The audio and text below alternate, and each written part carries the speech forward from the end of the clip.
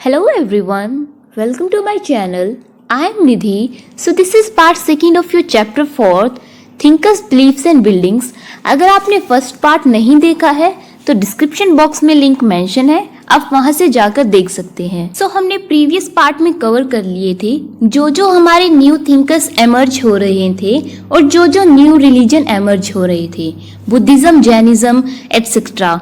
तो अभी हम इस पार्ट में कवर करेंगे अपना रिमेनिंग चैप्टर। हमारी चैप्टर का 7 टॉपिक है स्तूप। तो स्तूप का मीनिंग होता है अ हीप ऑफ समथिंग, मतलब कि ढेर। तो आगे हम जानेंगे कि स्तूप क्यों बनवाए जाते थे और क्या इनके पीछे रीजन होता था और क्या इनके पीछे रिलीजियस बिलीफ होते थे। हमारे टॉपिक में एक स्टार्टिंग में ही बहुत इम्पोर्टेंट वर्ड है जो कि है चैत्य।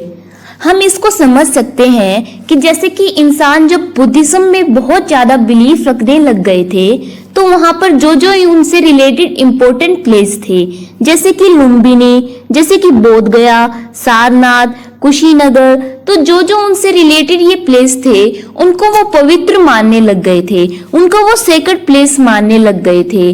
तो वहां पर बुद्धिस्ट हाउस ऑफ वर्शिप बना दिए जाते थे, मतलब कि हम बोल सकते हैं कुछ टेम्पल टाइप, तो उनको बोलते हैं चैत्य। सो हमारा 7.1 टॉपिक है व्हाई वर स्तूपास बिल्ट, कि ये जो स्तूप बनाए जाते थे जिनको हम बोलते हैं अ हीप ऑफ समथिंग, तो इनको क्यों बनाया जाता था।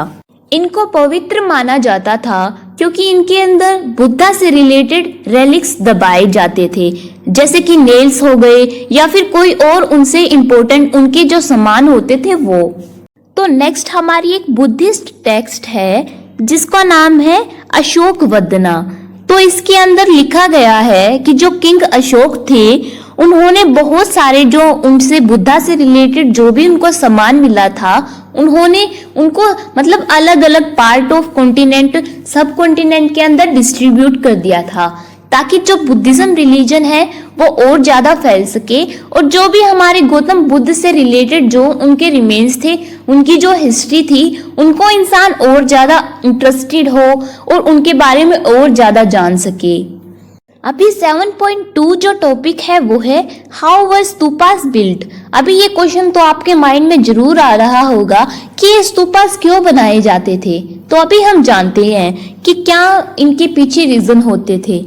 इन पर जो इंस्क्रिप्शंस होती थी, मतलब जो वहां पर पिलर्स और जो रेलिंग्स होती थी, उनके ऊपर जो इंस्क्रिप्शंस होते थे उनके ऊपर बहुत सारे डोनेशंस लिखे होते थे कि इन्होंने डोनेट किया है इसको बनवाने में, इस बिल्डिंग को बनवाने में इन्होंने डोनेट किया है। तो वो डोनेशंस कौन करते थे, वो किए जाते थे किनके द्वारा भी किए जाते थे, या फिर जो गिल्ड्स होते हैं उनके द्वारा भी, वुमेन, मैन, भिक्खुस, भिक्खुनीज, मतलब जो भी पार्ट हमारी सोसाइटी का होता है वो सभी पार्ट हमारी सोसाइटी के डोनेशन करते थे।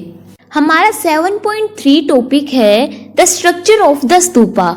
अभी हम जानेंगे कि जो स्तूप का स्ट्रक्चर और जो उनकी शेप होती थी वो कैसी होती थी, उनमें क्या क्या स्पेशलिटीज होती थी और क्या क्या उनमें जो चीजें होती थी, जो अट्रैक्शन जो इंसानों को अट्रैक्ट करती थी वो क्या होती थी।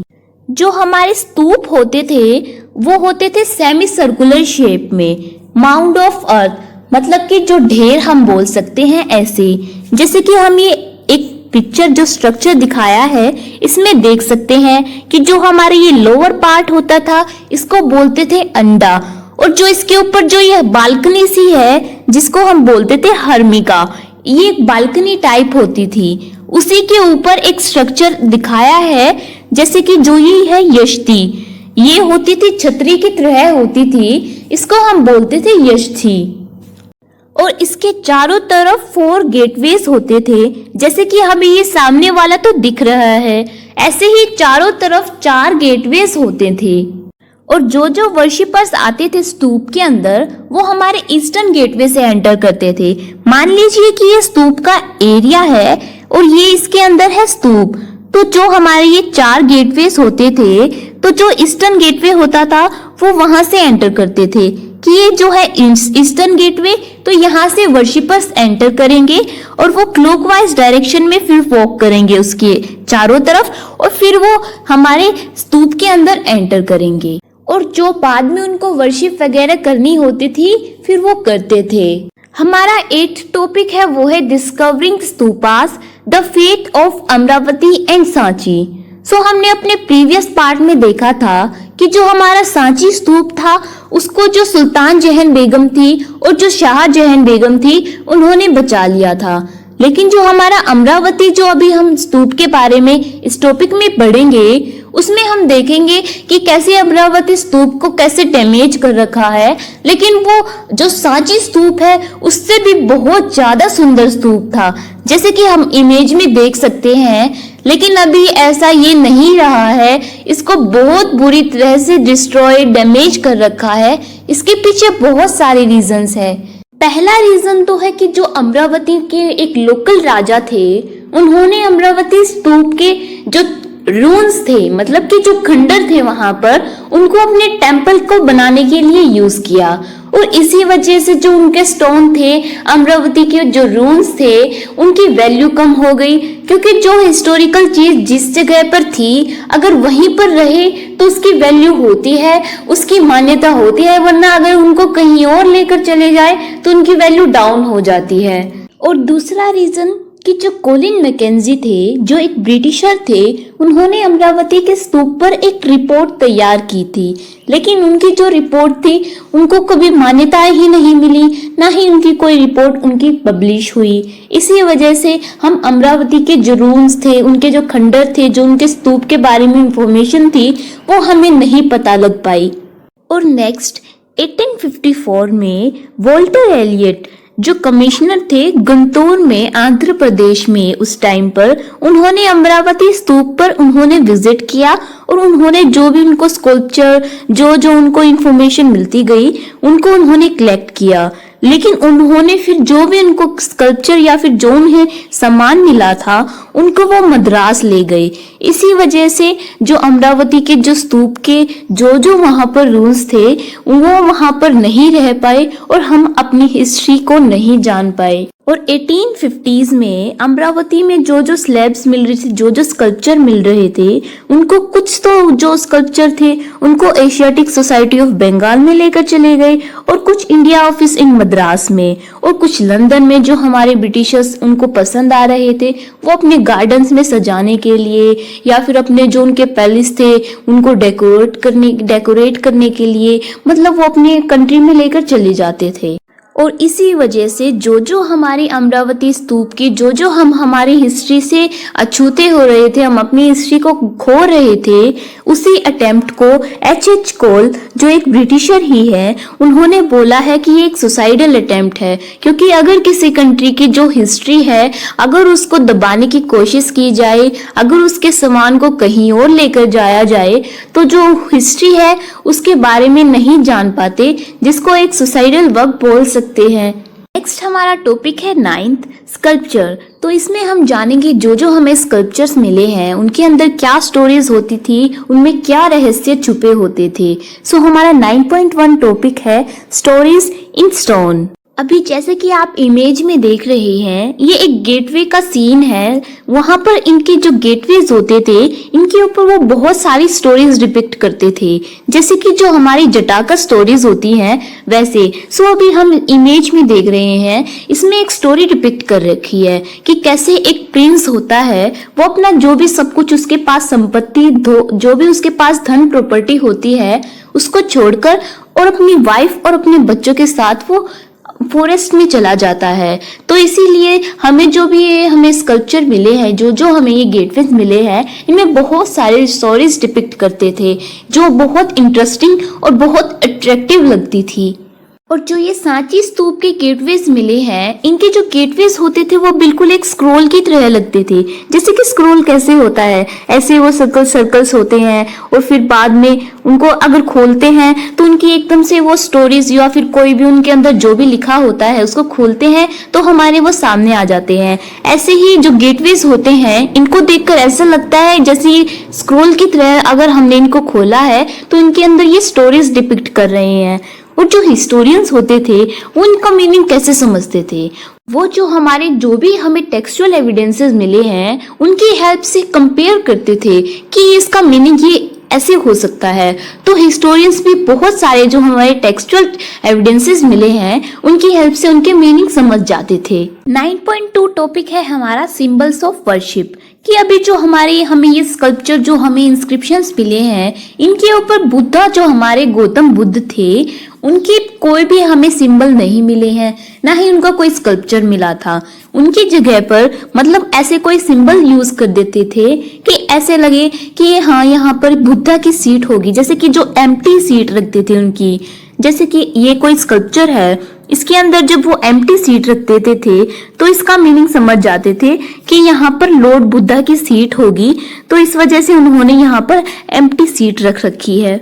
और जो हमें स्तूप के सिंबल मिलते थे उनका मीनिंग जो हमारे हिस्टोरियंस होते हैं उन्होंने ये समझ लिया कि ये स्तूप का सिंबल जो है वो यूज किया गया होगा महापरिनि बनने के लिए। ऐसे ही जो हमें ये सिंबल मिलते हैं हिस्टोरियंस उनको जो हमारे टेक्सचुअल ट्रेडिशंस जो हमें एविडेंसेस मिले हैं उनकी हेल्प से समझ लेते हैं कंपेयर करके कि इसका मीनिंग जरूर ये होगा।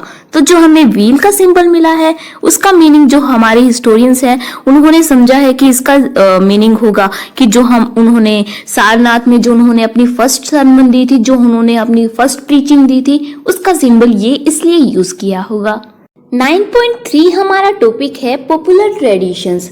तो जैसे कि अभी हमें ये जो सिंबल्स मिल रहे थे गौतम बुद्ध से रिलेटेड, तो अभी ये हमें गौतम बुद्ध से रिलेटेड सिंबल नहीं मिल रहे थे, ये कुछ डिफरेंट सिंबल्स भी मिल रहे थे स्कल्पचर्स में।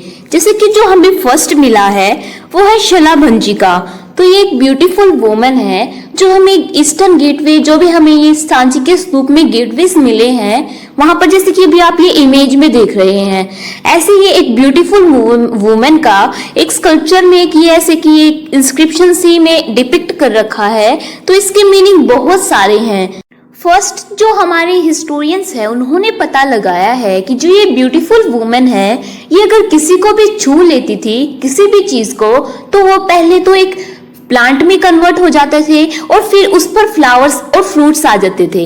तो इसी का मीनिंग जो हमारे हिस्टोरियंस हैं उन्होंने ये समझा है कि जो हमारा बुद्धिज्म रिलीजन था उसके बारे में ये रिलेट कर रखा है कि जो भी इंसान बुद्धिज्म रिलीजन में आ जाता था उसकी जो लाइफ थी, जो उसकी सोच थी वो बहुत अच्छी बन जाती थी और जो उसकी लाइफ थी वो बहुत इजी हो जाती थी, क्योंकि उसके अंदर इतनी सारी मतलब नॉलेज आ जाती थी कि उसको बहुत सारी प्रॉब्लम्स, जो भी उसकी लाइफ में प्रॉब्लम्स होती थी उसके सॉल्यूशन उसको इजीली मिल जाते थे। नेक्स्ट जो डिपिक्शन है वो है एक एलिफेंट की। तो एलिफेंट का मीनिंग वहां पर इसलिए यूज कर रखा होगा ताकि वो स्ट्रेंथ और विजडम को दिखा सके। उसके बाद है गजलक्ष्मी की डिपिक्शन मोटिव। तो कुछ तो हिस्टोरियंस मानते हैं कि वो एक गॉडेस की मोटिव है, मतलब गजलक्ष्मी जो हमारी गॉडेस है उसकी डिपिक्शन कर रखी है, लेकिन कुछ मानते हैं कि वो माया जो हमारी गौतम बुद्ध की मदर थी उनकी डिपिक्शन है, उनका मोटिव है। तो जो भी हमें ये स्कल्पचर में जो हमें ये मोटिव दिख रहा है इसमें ये दिखाया है कि जो हमारे आसपास जो ये वुमेन है इसके आसपास एलिफेंट्स हैं और वो उसके पास उसके ऊपर पानी के साथ वाटर के साथ स्प्रिंकलिंग कर रहे हैं। ऐसा लगता है देखकर कि वो परफॉर्म कर रहे हैं अभिषेक, कि वो एक अभिषेक कर रहे हैं उनका। तो ये बताया गया है हिस्टोरियंस ने कि ऐसे ये तो ये गॉडेस हो सकती है या फिर ये गौतम बुद्ध की मदर हो सकती है। उसके बाद हमें एक मोटिव सर्पेंट का भी मिला है, मतलब सांप का। तो कुछ हिस्टोरियंस समझते हैं कि ये मोटिव इसलिए बनाया होगा या तो वो वर्शिप करते होंगे सांप की, तो या इसलिए उन्होंने उनका कुछ रिलीजियस बिलीफ होगा इसलिए उन्होंने बनाया होगा। हमारे चैप्टर का 10th टॉपिक है न्यू रिलीजियस ट्रेडिशंस। तो अभी हम इस टॉपिक में कवर करेंगे कि जो हमारे ये रिलीजन थे उनके अंदर जो नई नई डेवलपमेंट हो रही थी, जो उनके नए नए ट्रेडिशंस आ रहे थे, उनके बारे में अभी हम इस टॉपिक में कवर करेंगे। 10.1 हमारा टॉपिक है the development of Mahayana Buddhism. तो हमारा जो बुद्धिज्म रिलीजन था उसके अंदर भी एक नए रिलीजियस बिलीफ आ गए थे, उसके अंदर भी एक नया रिलीजन आ गया था, तो जो उसका नाम था महायाना बुद्धिज्म। तो इसको ग्रेट व्हीकल बोला जाता था। तो जो ये नई सोच थी बुद्धिज्म रिलीजन के अंदर उनको बोला जाता था ग्रेट व्हीकल, और जो हिनायाना बुद्धिज्म जो पुरानी सोच वाले थे बुद्धिज्म की उनको बोला जाता था लेसर व्हीकल। तो अभी महायाना बुद्धिज्म के अंदर क्या होता था, तो पहले हमारी बुद्धिज्म रिलीजन में क्या था कि वो अपने जो भी उनके पास संपत्ति, जो उनके पास प्रॉपर्टी, अपनी फैमिली थी, उसको छोड़कर वो एनलाइटमेंट के लिए, मोक्ष की प्राप्ति के लिए निकल पड़ते थे।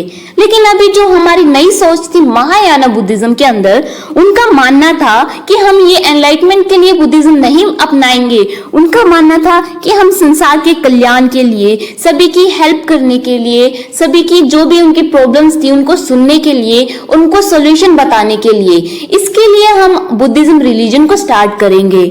जो हमारे सपोर्टर्स होते थे महायाना बुद्धिज्म के, उनको बोला जाता था बोधिसत्व। अभी इसके अंदर जो हमारे गौतम बुद्ध थे, उनकी इमेज होती थी, जो उनका स्कल्पचर होता था, उसकी वर्शिप भी करनी शुरू कर दी थी। जो हमारे हिनायाना बुद्धिज्म के जो रिलीजन के जो सपोर्टर्स थे, वो खुद को बोलते थे कि हमें ये वर्ड यूज ना करें, बल्कि उसके जगह पे वो अपने लिए एक टर्म बताते थे कि हमारे लिए ये वर्ड होना चाहिए। वो था जो हमारा ये लिखा हुआ है त्रिवदिंस, ये वर्ड वो अपने लिए बताते थे। 10.2 हमारा टॉपिक है the growth of Puranic Hinduism. तो इसके अंदर हम बढ़ेंगे कि कैसे नए नए जो हिंदू रिलीजन में भी नए नए जो रिलीजियस बिलीफ थे वो डेवलप हो रहे थे, और हमारे जो पुराण थे उनकी भी जो लिखने की जो हमारी प्रैक्टिस थी, राइटिंग करने की, उससे भी जो हेल्प मिली सोसाइटी में, जो हिस्टोरियंस को हेल्प मिली जानने में, वो सब हम इस टॉपिक में कवर करेंगे। हमारे वैष्णविज्म और शैविज्म जैसे नए नए रिलीजियस बिलीफ उभर कर आ रहे थे, जैसे कि जो इंसान विष्णु भगवान को अपने प्रिंसिपल डीटी मानते थे, वो आते थे अंडर वैष्णविज्म, और जिनके लॉर्ड शिवा प्रिंसिपल डीटी थे, वो आते थे शैविज्म के अंडर। इसके बाद जो हमारे ये गॉड मिले हैं, इनके स्कल्पचर मिले हैं, इनके अराउंड कल्ट्स मिले हैं। अभी कल्ट्स हम कैसे इनको बोल सकते हैं, जैसे कि ये कोई स्कल्पचर है हमारे गॉड का, तो इसके अराउंड जो ऐसे ये सूर्य की किरणों की तरह, प्रकाश की तरह जो ये कल्ट्स बना दिए जाते हैं, उनको बोला जाता है हमें कल्ट्स।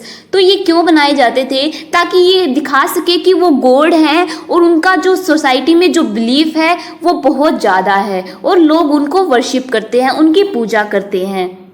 इसके बाद जो हमारे लॉर्ड शिव हैं, उनके भी बहुत सारे स्कल्पचर मिले हैं, जिनको डिपिक्ट उनके सिंबल मिले हैं, जो लिंग होता है उस तरह। और जितने भी हमारी ये गॉड गॉडेस थी, इनके बारे में पुराण्स थे हमारे जो, उनमें बहुत सारी स्टोरीज मिली हैं। जो हमारी पुराण्स हैं वो बहुत सिंपल संस्कृत में लिखी गई हैं, जैसे कि हमारे जो वेदास थे वो बहुत हार्ड संस्कृत में लिखे गए थे, और जो हमारी सोसाइटी में वुमेन और जो चिल्ड्रन होते थे वो उनको सुन भी नहीं सकते थे, ना ही हमारी जो लोअर वर्ण और जो कास्ट होती थी वो भी नहीं सुन सकते थे। लेकिन ये सारी क्लासेस, सारी सोसाइटी, ना ही कोई जेंडर में डिस्क्रिमिनेशन था कि ये पढ़ सकती है ये नहीं, सभी इनको सिंपल संस्कृत में समझ सकते थे।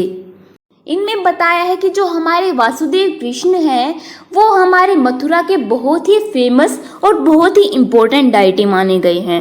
हमारा 10.3 टॉपिक है बिल्डिंग टेम्पल्स। सो इसमें हम कवर करेंगे जो हमारे पुराने टेम्पल्स होते थे, उनमें कैसे आर्किटेक्चर्स ने कैसे डिज़ाइन बना रखे थे और कैसे उनमें टाइम के साथ साथ डेवलपमेंट होती गई।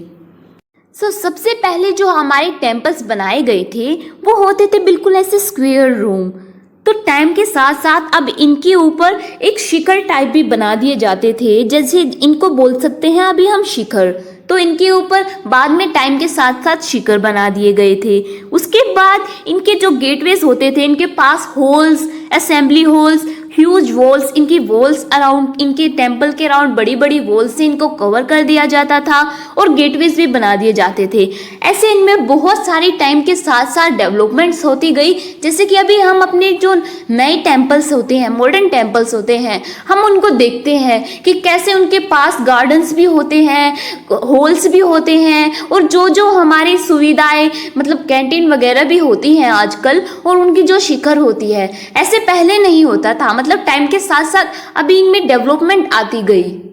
और कुछ हमें जो टेम्पल्स मिले हैं वो मिले हैं कि एक बड़े स्टोन के साथ साथ उनमें से ही एक केव की तरह उन्होंने एक टेम्पल बना दिया। तो ये बहुत ही एक अट्रैक्टिव और इंटरेस्टिंग फीचर है कि वो एक बड़े स्टोन में से भी टेम्पल बना देते थे। उसके बाद कि एक कैलाशनाथ टेम्पल है, जैसे कि आप इमेज में देख रहे हैं, ये इतना सुंदर टेम्पल है जो एक ही स्टोन के साथ, बड़े स्टोन के साथ बनाया है। और जो वहाँ पर जो आर्किटेक्चर, जो स्कल्पटर थे, वो खुद आश्चर्य में थे कि कैसे उन्होंने बना दिया। और उन्होंने एक इंस्क्रिप्शन पर मेंशन भी कर रखा है कि ये line, oh how did I make it. तो वो इससे बता रहे हैं कि कैसे उनको आश्चर्य हो रहा था खुद पर भी कि कैसे उन्होंने एक इतना अट्रैक्टिव और सुंदर टेम्पल बनाया। तो अभी हम आ चुके हैं अपने चैप्टर के लास्ट टॉपिक पर, जो है कैन वी सी एवरीथिंग। तो इसमें हम कवर करेंगे जो जो हमारे ये स्कल्पचर्स मिले हैं गौतम बुद्ध के और भी स्कल्पचर। तो हमारे जो फॉरेनर्स होते थे उनके क्या क्या व्यूज थे और वो क्या सोचते थे कि कैसे इन्होंने बनाए होंगे, क्या उनको अट्रैक्टिव लगे थे या फिर नहीं लगे थे। 11.1 हमारा टॉपिक है ग्रैपलिंग विद द अनफेमिलियर। तो हमारे जो यूरोपियन स्कॉलर्स थे उनको हमारे जो वो स्कल्पचर्स देख रहे थे वो उनको बहुत डरावने और बहुत ही मतलब ऐसे लग रहे थे कि क्या बना रखा है, ऐसे ही लो लेवल के लग रहे थे, क्योंकि उन्होंने आज तक ऐसे स्कल्पचर्स नहीं देखे थे। वो सिर्फ ग्रीक स्कल्पचर्स होते थे, उनके साथ ही वो फैमिलियर थे, वो उनको वही अच्छे लगते थे। लेकिन जब उन्होंने हमारे इंडियन स्कल्पचर्स देखे उनको वो बहुत स्केरी लगे और बहुत डरावने से लगे, क्योंकि हमारे जो हम स्टैचूज, जो हमारे गॉड के स्कल्पचर्स होते हैं वो कैसे होते हैं कि जैसे हमारे गॉड दिखा रखे हैं, जैसे हमारे गणेश भगवान जी हैं, उनके जो फेस है वो तो मतलब आधा एलिफेंट का और बॉडी ह्यूमन बॉडी, ऐसे ही उनके बहुत सारे हैंड होते हैं। ऐसे मतलब ये डिफरेंट जो उनका स्कल्पचर देख रहे थे वो उनको बहुत डरावने लग रहे थे। लेकिन जब उन्होंने टाइम के साथ साथ हमारे गौतम बुद्ध के स्कल्पचर्स देखे तो उनको वो बहुत इंटरेस्टिंग लगे, क्योंकि वो ग्रीक से मिलते जुलते लग रहे थे उनको। तो हमें जो हमारे गौतम बुद्ध के स्कल्पचर्स मिले हैं वो हम अपनी इंडियन आर्ट के बेस्ट एग्जाम्पल्स में कंसीडर कर सकते हैं। तो हमारा 11.2 टॉपिक है if text and image do not match. तो हिस्टोरियंस होते थे वो हमारे जो टेक्सचुअल ट्रेडिशंस होते थे उनकी हेल्प से जो हमारे स्कल्पचर्स होते थे उनके मीनिंग समझते थे, वो दोनों को मैच करके और फिर हमारे स्कल्पचर के पता लगाते थे कि इसका मीनिंग क्या होता है। लेकिन कुछ स्कल्पचर कुछ हमें ऐसे भी मिल सकते हैं कि जिनके मीनिंग जो स्कल्पचर और ट्रेडिशंस, जो टेक्सचुअल ट्रेडिशंस होते थे वो मैच नहीं करते थे, तो वो कुछ और अंदाजे लगाते थे। वो हम अपनी बुक में एग्जाम्पल के थ्रू समझ सकते हैं। जो हमारे एग्जाम्पल दे रखा है महाबलीपुरम, तो ये एक स्कल्पचर जो हमारी रिवर गंगा के पास बना रखा है। तो जैसे कि हमें ये इमेज में दिखा रखा है कि एक ये पार्ट है, एक ये दूसरा पार्ट है, जो ये बीच में हमें स्पेस दे रखा है। इसमें पुराण्स की हेल्प से बहुत सारे मतलब 2 एग्जाम्पल्स, जो हमारे 2 रीजंस बताए हैं हिस्टोरियंस ने, कि फर्स्ट जो रीज़न होता है वो हो सकता है कि जो हमारी रिवर गंगा थी जो स्वर्ग से आ रही थी, तो फर्स्ट रीज़न हो सकता है कि ये रिवर गंगा की जो धरती पर आ रही थी स्वर्ग से, तो ये हो सकता है। तो दूसरा रीज़न बताया है जो ये हमारा महाभारत का सीन हो सकता है कि जो महाभारत में जब अर्जुन ने अपनी सारी गलतियां मान ली थी और जब उन्होंने युद्ध के लिए जो उन्होंने वेपन्स मांगे थे हमारे देवी देवताओं से, तो ये वो सीन हो सकता है कि यहाँ से स्वर्ग से फिर हमारे अर्जुन के लिए और वेपन्स आए होंगे। इसी के साथ हमारा चैप्टर होता है फिनिश। अगर आपको ये वीडियो हेल्पफुल लगी है तो प्लीज इसको शेयर कीजिए, एंड अगर आप चैनल पर नए हैं तो चैनल को सब्सक्राइब करना ना भूलें।